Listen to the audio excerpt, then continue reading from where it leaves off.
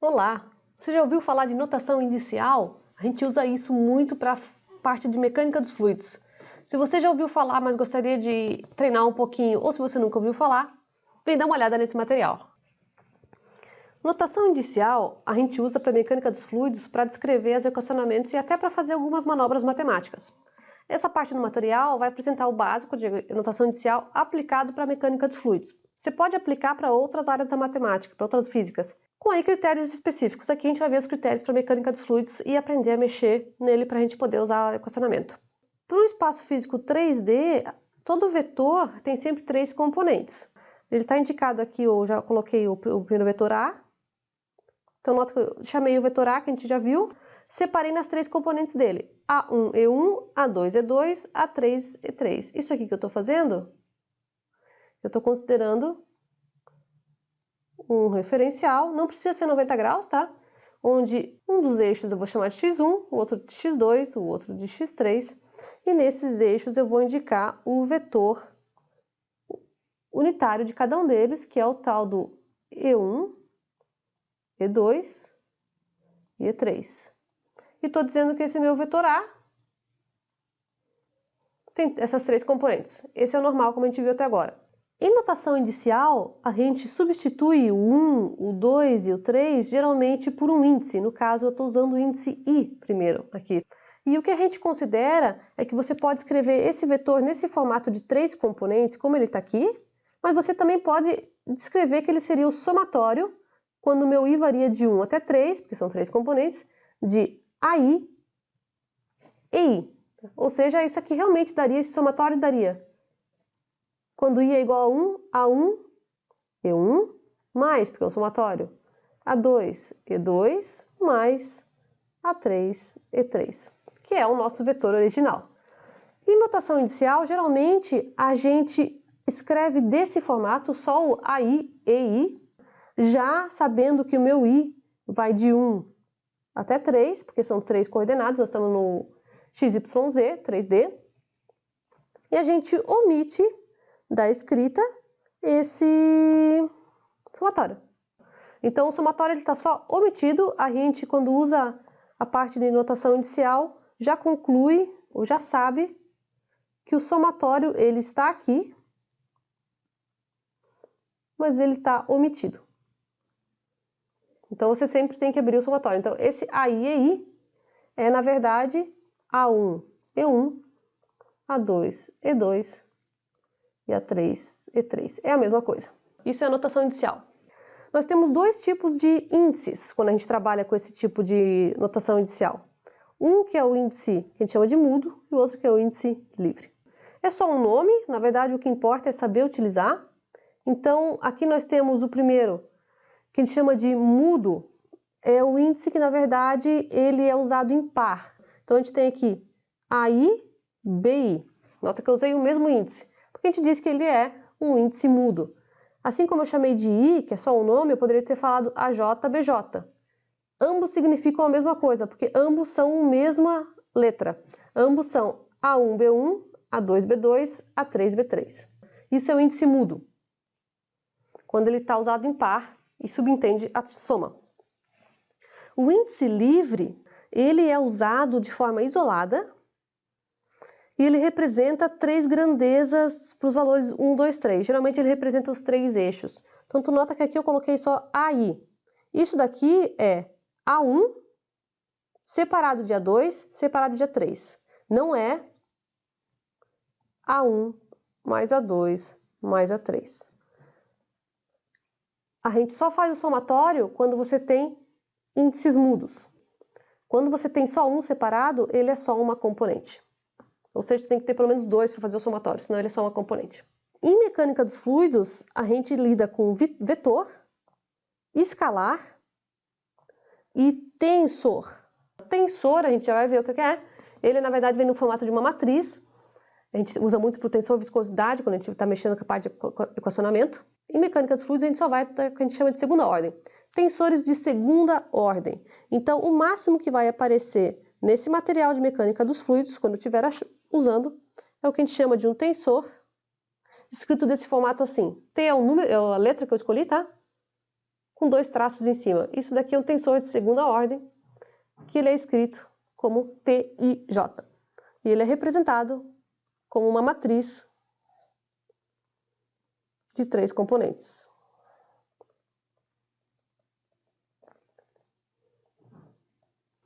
Esse é o máximo que nós temos em mecânica dos fluidos. Em outras matemáticas, você pode ter tensores de outras ordens, 3, 4, 5. Para depender da física que você está usando, até pode aparecer. Em mecânica dos fluidos, não. Então, a gente só usa tensores de segunda ordem. Então, o máximo que vai aparecer para nós é alguma coisa desse estilo, uma letra com 2 índices. E os vetores de 3 posições, que é o nosso vetor no tridimensional. Por causa disso, a gente tem algumas regrinhas aqui para usar o indicial em mecânica dos fluidos. A primeira delas é que os índices mudos eles podem ser trocados por qualquer outro índice que não apareceu ainda na representação. Então, por exemplo, se eu estou usando a I, eu posso trocar a I, por exemplo, EI, isso aqui é igual a eu falar AJ, EJ. Nota que eu só troquei de I para J, porque o J ainda não apareceu. Eu poderia ter chamado de AM, EM e assim por diante. Posso trocar os índices mudos, nota, mudos porque são 2, tá? Iguais, desde que eles ainda não estejam aparecendo, ok? Esse segundo aqui, me desculpem, ele na verdade copiou pela segunda vez, é a mesma coisa do primeiro. A segunda regra é que você não pode usar mais do que 2 índices mudos em uma única representação. Como a gente tem no máximo um tensor de segunda ordem, como eu falei, o máximo que aparece para nós é T de IJ, ou A de II, tanto faz. Só aparecem 2 aqui, tá? Ou B de P e P. A gente só usa até 2, porque como eu falei, isso é, quando você tem 2 subíndices, você está representando um tensor de segunda ordem. Quando você tem um subíndice, isso daqui é um vetor. Então esse cara é um vetor, ele vai ter o AX, a Y e a Z, e esse cara aqui é um tensor de segunda ordem. É o máximo que a gente vai. Então, nesse material não vai aparecer, por exemplo, com 3 subíndices. Isso aqui seria um tensor de terceira ordem. A gente não usa aqui nesse material. Então, a gente só vai até 2 índices. A próxima regrinha aqui para a mecânica dos fluidos é que o número máximo de termos independentes de uma dada representação é 3 na N, onde N é o número de índices livres. Então, por exemplo, quando nós temos o vetor AI, ele tem 3 componentes, A1, A2 e A3. Então, ele tem 3 termos. Se for ver o número de índices que ele só tem um índice I. Então, ele só tem um índice. 3 na 1, 3 termos. Esse é vetor. Quando você está usando um tensor A e J, você vai ter 9 componentes. Isso aqui vai dar uma matriz de A11, A12, A13, A21, 22, 23, 31, 32, 33. Ou seja, 9 termos. Ele tem 2 índices, o I e o J. 3 na 2, 9 termos. É o máximo que a gente tem nesse material. Próximo, para que uma expressão matemática faça sentido em mecânica dos fluidos, cada parcela precisa ter os mesmos índices livres. Então, por exemplo, eu posso ter AI, EI, mais BJ, EJ. Isso daqui é ok. Eu tenho I aqui, tenho B aqui. O que eu não poderia ter é, por exemplo, AI mais BJ. Isso não faz sentido, porque esse de cima, eu estou simplesmente dizendo que eu tenho AX I, AYJ, AZ, K, mais BX I, BYJ, BZ, K. Esse de baixo eu estaria dizendo que isso aqui é A1 mais A2 mais A3 mais B1 mais B2 mais B3. Nota que aqui em cima eu tenho os vetores unitários do vetor. Aqui, nota que não tem mais nenhum vetor unitário de vetor. Então, isso aqui é simplesmente um número matemático. Para que ele tenha sentido fisicamente para a mecânica dos fluidos, esse aqui de baixo não acontece. Esse aqui de cima, sim. Tá? Então, a gente tem que tomar cuidado quando tiver os vetores, de sempre ter essas componentes do vetorial. E o último, a ordem de cada termo é dada pelo número de índices livres. Então, por exemplo, quando nós temos ρ de densidade, ele é um escalar, ele não é vetorial. Ele é um termo de ordem zero. Zero por quê? Porque não tem nenhum índice aqui. Então, ele é simplesmente um termo de ordem zero. Quando você tem um vetor, ele é a ordem 1. Porque ele tem um subíndice. Quando você tem o tensor, ele é de ordem 2, porque tem 2 subíndices. Vamos ver um pequeno exemplo para ir abrindo esses termos. Não vamos entrar ainda no que ele significa para nós, vamos só ir abrindo ele para entender. Então, eu estou aqui com um termo que eu estou chamando de TIJ, VI e vetor unitário J, tá? Esse aqui seria uma forma de eu escrever um tensor e uma componente de um vetor. E esse aqui é o direcional.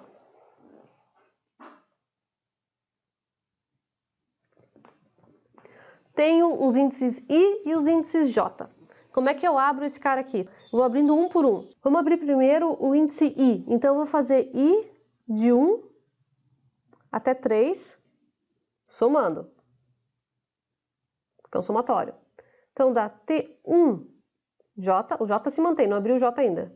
V1 EJ mais T2J, V2J mais T3J, V3J. Esse aqui eu abri o I. Agora eu tenho que abrir os J's também somatórios dentro de cada um deles. Então, vamos abrindo o J agora. De 1 até 3. Nesse primeiro termo, isso aqui vai dar T1, que já estava ali. E agora meu J pega o valor de 1. O V1, que já estava ali, e o meu J pega o valor de 1. Mas, nota que eu ainda estou abrindo esse primeiro termo, porque agora eu tenho o J2. 1, que era do I, J2, V1 do I, J2, mais a terceira parcela. 1, 3, V1 e 3.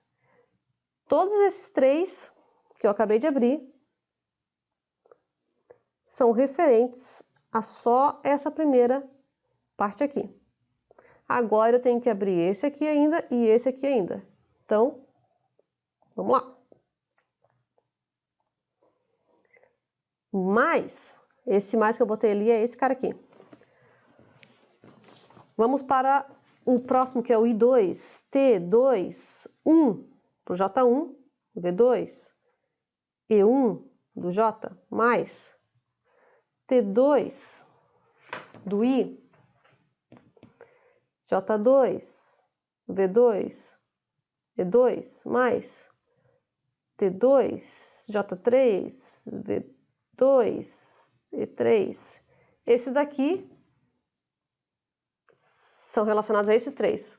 E tem ainda o terceiro, que não coube aqui, então eu estou passando aqui para baixo, que é relacionado a essa última parcela, que é o T3, J1, V3, E1, T3, 2, 3, 2,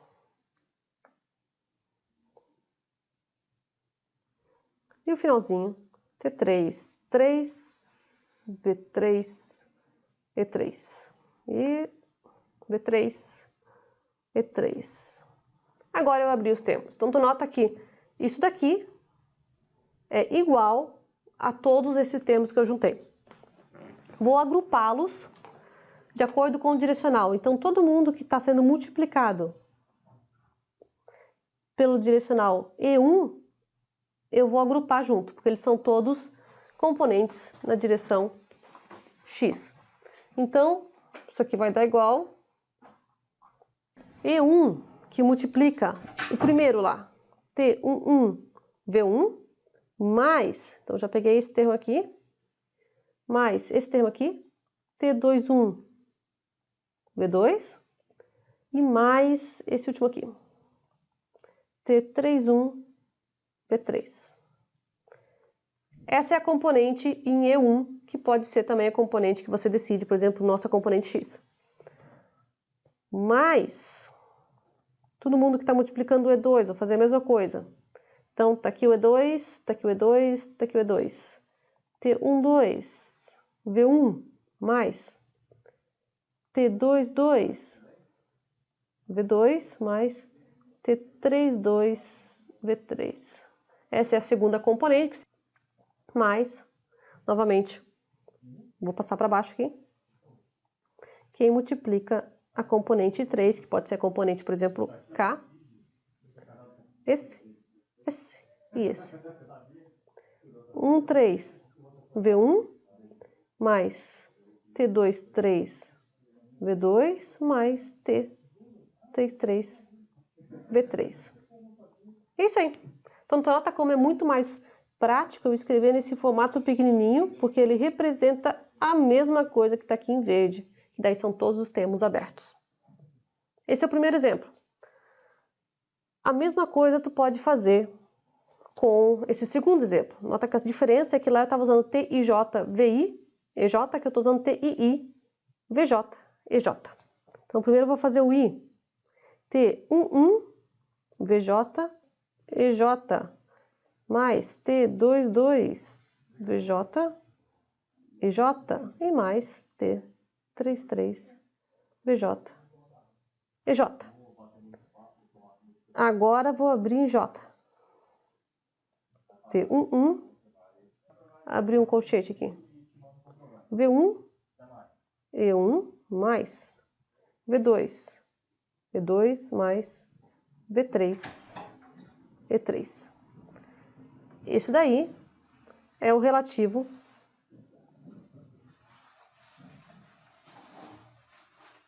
esse primeiro parcela aqui.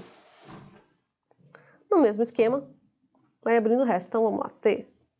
T22, que eu também abro um colchete, e vai multiplicar pela mesma coisa. V1, E1, V2, E2, V3, E3. Então, nota uma sequência. E para o T3 a mesma coisa. Eu posso agrupar, na verdade, esse de um formato bem melhor, que é T11 mais T22, mais T33, que multiplica esse termo em parênteses. V1, E1, V2, E2, V3, E3. É isso aí. Esse termo aqui é o equivalente a esse termo aqui. Isso é o básico de notação inicial. Agora a gente começa a utilizar alguns termos que aparecem quando a gente trabalha com notação inicial, exatamente para deixar mais prática. O primeiro deles a gente chama de delta de Kronecker, que é esse carinha aqui que está aqui. Então esse é o delta de Kronecker. Ele é dado por esse delta e J. Essa é a nomenclatura clássica dele. Tá? Definição dele é uma função degrau.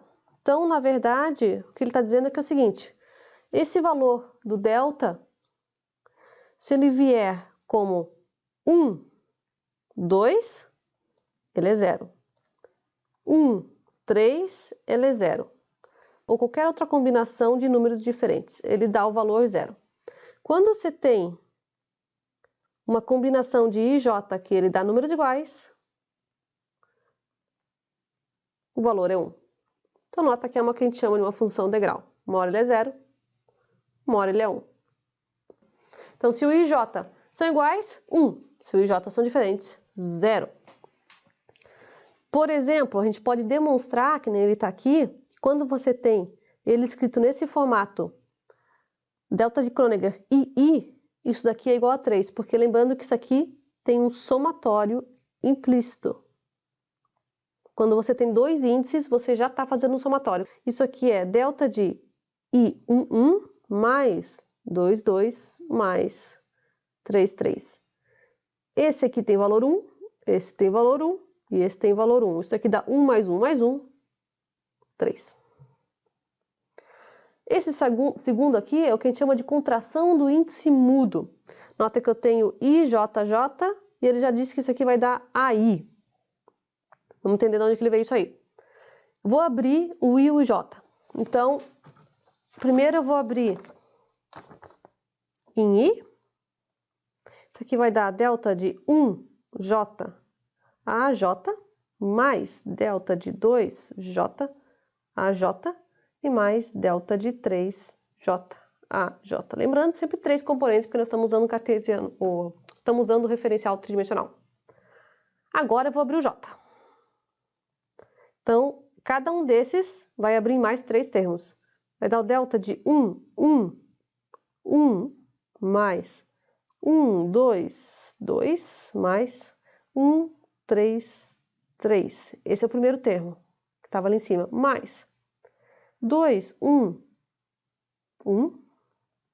2, 2, 2, 2, 3, 3. Mais o último termo. 3, 1, 3, 2, 2, 3, 3, 3. Agora nós temos vários deltas aí que zeram. Então, se você olha, esse aqui é 1. Esse daqui é 0. Esse daqui é 0. 0, 1. 0, 0, 0, 1. Então, nota que esse termo fica igual a 3, esse termo fica igual a 2 e esse termo fica igual a 1. Então, isso aqui dá A1 mais A2 mais A3, que é o que ele está chamando aqui de AI. Uma observação importante dessa parte do delta de Kronecker é que essa relação ela é verdadeira. Quando a gente tem um produto escalar entre dois vetores unitários de um eixo ortonormal, dá o delta de Kronecker entre aqueles dois vetores. Lembrando que o eixo ortonormal está desenhado aqui do ladinho. O nosso cartesiano 3D ele é um eixo ortonormal.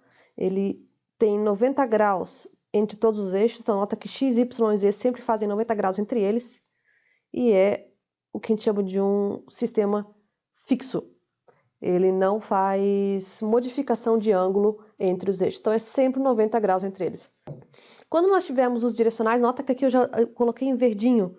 E1 é o direcional unitário de x, E2 é o direcional unitário de y e E3 é o direcional unitário de z. Eles estão em verdinhos ali.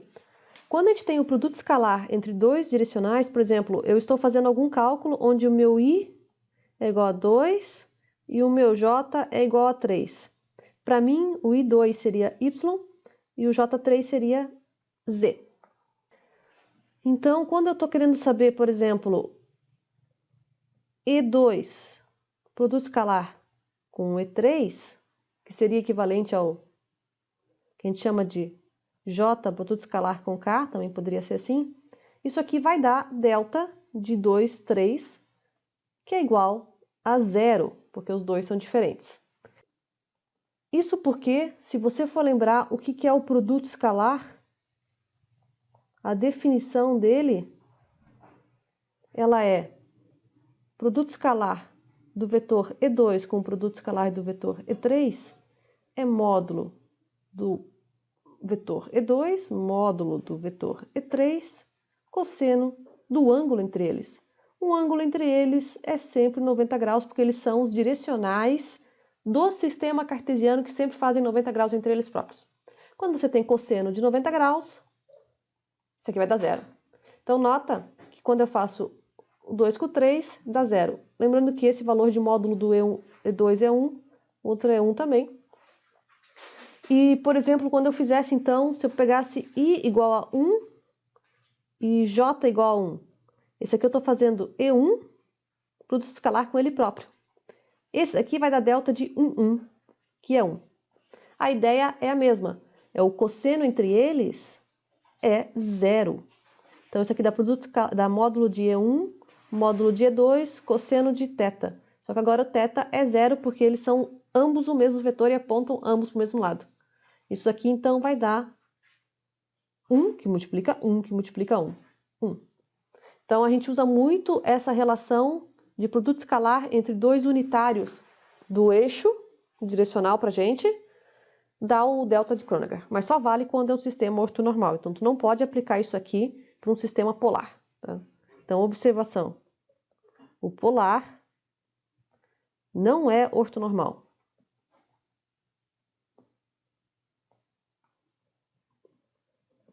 Lá não pode. O símbolo de permutação, ele é geralmente representado nos livros como esse epsilon, e aí ele tem 3 subíndices, e JK é o único símbolo que tem 3 subíndices aqui em mecânica dos fluidos de notação inicial, porque ele não é um tensor, nem um vetor, ele é simplesmente o que a gente chama de símbolo de permutação. Alguns livros representam ele com esse outro símbolo, na nota que é um E um pouco diferente. Eu sempre vou usar esse epsilon, mas alguns livros podem usar assim. A permutação é um pouco mais complicada do que o delta de Kronecker, porque ele tem 3 condições. O valor dela é 0 se 2 índices forem iguais, o valor é mais 1 se ela for o que a gente chama de uma permutação cíclica, ou menos 1 se for anticíclica. O que seria o cíclico?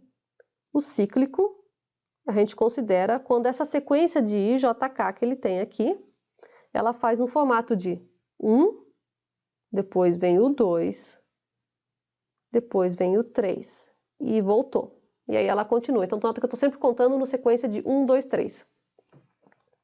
O anticíclico é o contrário.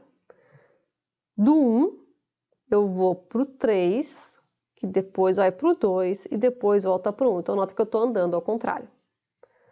Exemplo. O primeiro é mais simples ali. E de 1, 2, 2. Tu tem 2 índices iguais, que é o 2, 2. Zerou. Toda vez que tem 2 índices iguais, zera. E de 3, 1, 2. Nota que não importa em qual número eu começo, desde que a sequência seja no sentido de cíclico.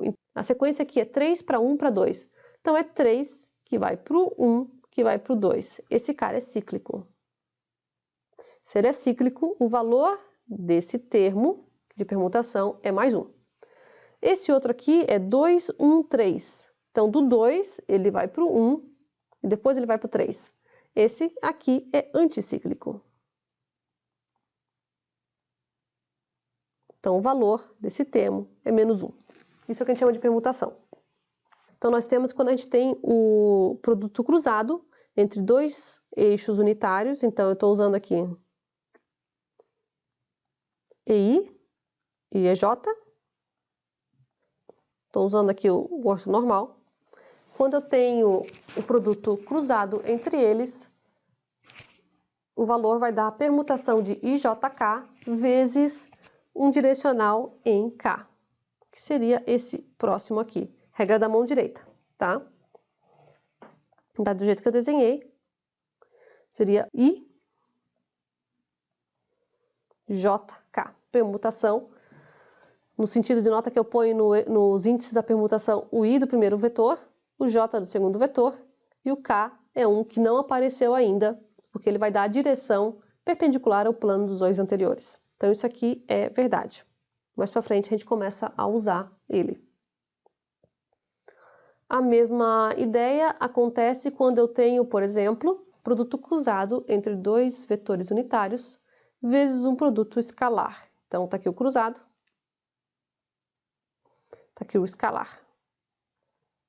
Nesse caso, vai dar só a permutação de IJK. E olha, a sequência é importante, tá? É o I primeiro, o J depois e o K depois. Aqui também a sequência é importante. É I, J e o vetor vai sobrar na direção K. Isso porque esse primeiro aqui, vem daqui porque esse primeiro aqui vai dar uma permutação de IJ. Nota que eu não vou usar o K porque o K já apareceu na equação. É uma outra direção que não apareceu ainda. Eu vou usar então o que eu vou chamar de P. EP. Se eu ponho K aqui, IJK, EK, e vou multiplicar o próprio EK, eu estou usando o índice que já apareceu nessa equação. Quando eu vou colocar um índice novo na equação, sempre tem que ser um índice que não apareceu ainda. Então, é esse cara, produto escalar, EK. Esse cara, ele tem valores de 0, mais 1 ou menos 1, dependendo dos valores que eu botar em JK. Não vou substituir valores ainda, porque eu só quero provar que ele vai sobrar só ele. Então, eu deixo ele aqui, IJP, e vou fazer o produto escalar entre esses dois vetores. Esses dois vai dar o delta. Então, isso aqui dá IJP, delta de PK. E é isso aí. Além disso, se eu abrir isso daqui, lembrando que o delta, ele é o valor de 0 ou 1, dependendo dos números que eu estou usando para P. Isso aqui é o que a gente chama de contração.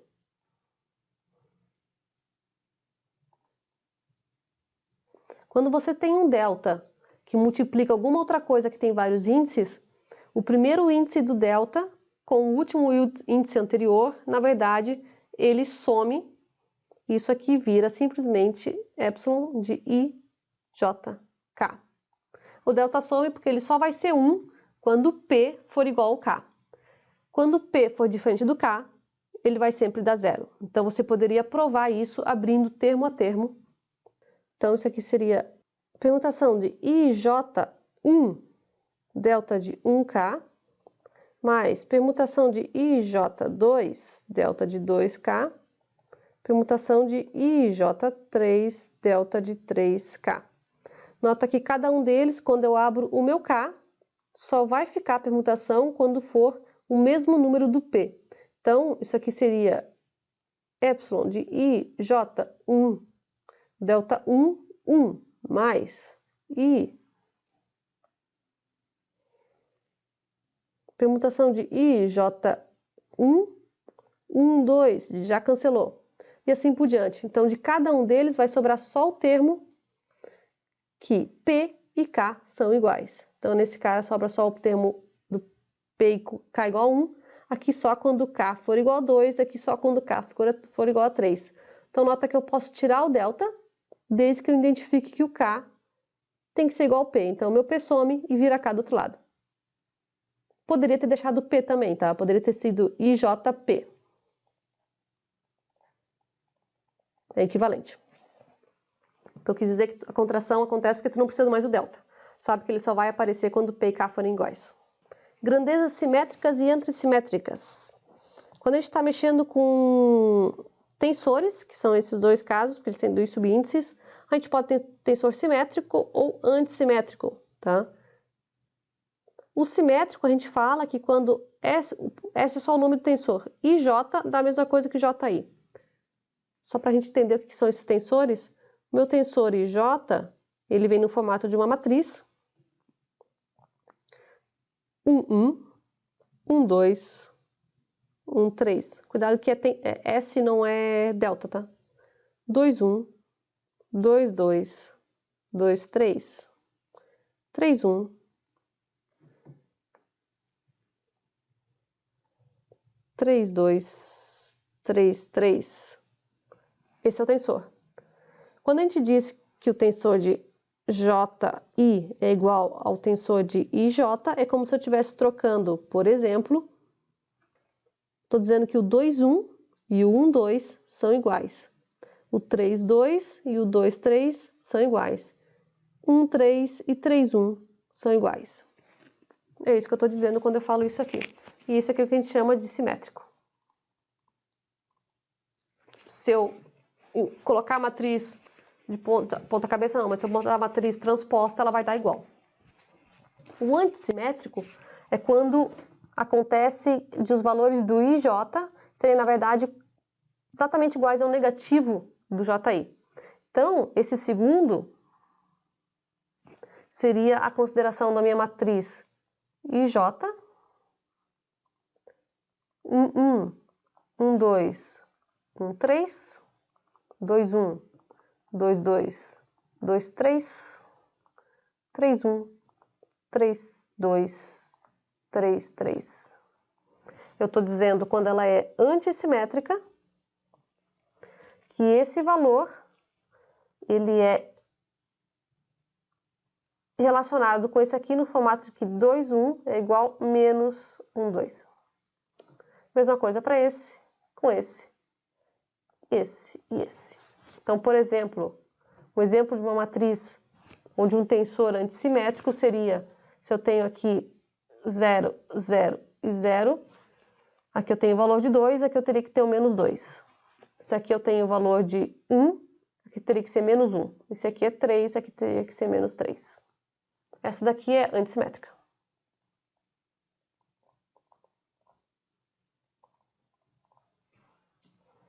Assimétrica seria se fossem todos eles positivos ou todos eles negativos. O detalhe que eu queria chamar a atenção aqui é que o delta de Kronecker, ele é simétrico, porque quando você monta uma matriz, nota que ele é um tensor, porque ele tem 2 subíndices. Quando você monta esse valor da matriz delta de Kronecker, ela aqui vai ser 1, 1, então é 1. Aqui é 1, 2, 0, 0. Aqui é 0, 1, 0, 0, 0, 1. Então, nota que ela é simétrica, porque os valores são iguais. O permutação, eu não vou abrir ela aqui porque ela tem IJK, ela tem muitos termos, mas ela é uma matriz antissimétrica. Uma hora que ela é mais, uma hora que ela é negativa. Então, isso aqui é uma matriz antissimétrica. Só destacando que a multiplicação de uma grandeza simétrica por uma outra antissimétrica sempre resulta em 0. Isso a gente vê um pouco mais para frente, essa dedução.